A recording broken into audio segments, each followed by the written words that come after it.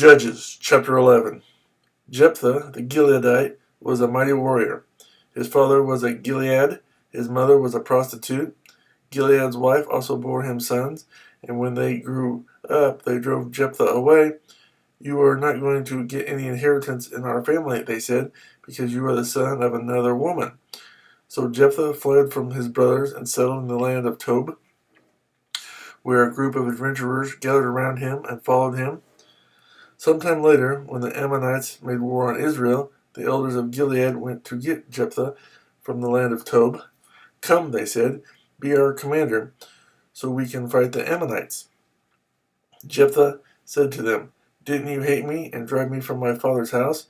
Why do you come to me now when you're in trouble?" The elders of Gilead said to him, "Nevertheless, we are turning to you now. Come with us to fight the Ammonites, and you will be our head over all who live in Gilead." Jephthah answered, "Suppose you take me back to fight the Ammonites, and the Lord gives them to me. Will I really be your head?" The elders of Gilead replied, "The Lord is our witness. We will certainly do as you say." So Jephthah went with the elders of Gilead, and the people made him head and commander over them. And he repeated all his words before the Lord in Mizpah. Then Jephthah sent messengers to the Ammonite king with the question, "What do you have against us that you have attacked our country?" The king of the Ammonites answered Jephthah's messengers, "When Israel came up out of Egypt, they took away my land from the Arnon to the Jabbok, all the way to the Jordan. Now give it back peaceably." Jephthah sent back messengers to the Ammonite king, saying, "This is what Jephthah says. Israel did not take the land of Moab or the land of the Ammonites, but when they came up out of Egypt, Israel went through the desert to the Red Sea and on to Kadesh. Then Israel sent messengers to the king of Edom, saying, 'Give us permission to go through your country.' But the king of Edom would not listen. They sent also to the king of Moab, and he refused. So Israel stayed at Kadesh. Next they traveled through the desert, skirted the lands of Edom and Moab, passed along the eastern side of the country of Moab, and camped on the other side of the Arnon. They did not enter the territory of Moab, for the Arnon was its border. Then Israel sent messengers to Sihon, king of the Amorites, who ruled in Heshbon, and said to him, 'Let us pass through your country to our own place.' Sihon, however, did not trust Israel to pass through his territory. He mustered all his men and encamped at Jahaz and fought with Israel. Then the Lord, the God of Israel, gave Sihon and all his men into Israel's hands, and they defeated them. Israel took over all the land of the Amorites who lived in that country, capturing all of it from the Arnon to the Jabbok and from the desert to the Jordan. Now since the Lord, the God of Israel, has driven the Amorites out before his people Israel, what right have you to take it over? Will you not take what your God Shemosh gives you? Likewise, whatever the Lord our God has given us, we will possess. Are you better than Balak, son of Zippor, king of Moab? Did he ever quarrel with Israel or fight with them?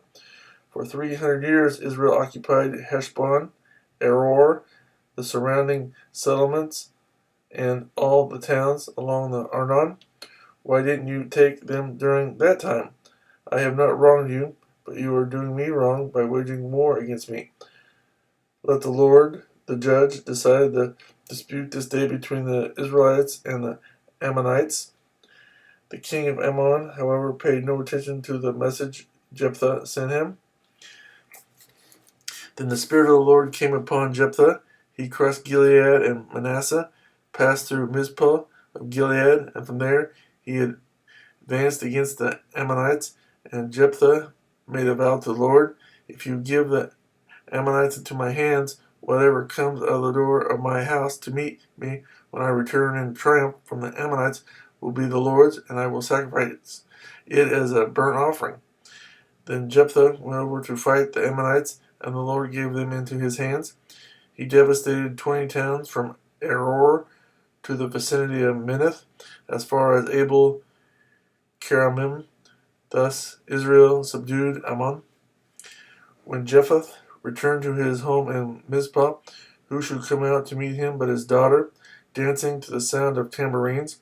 She was an only child. Except for her, he had neither son nor daughter.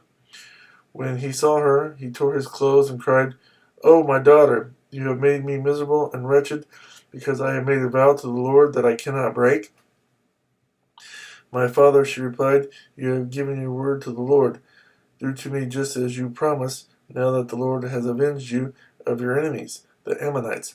But grant me this one request," she said. "Give me 2 months to roam the hills and weep with my friends, because I will never marry."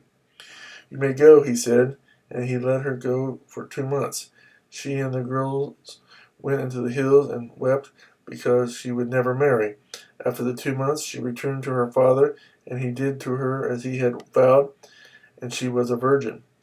From this comes the Israelite custom that each year the young women of Israel go out for 4 days to commemorate the daughter of Jephthah the Gileadite.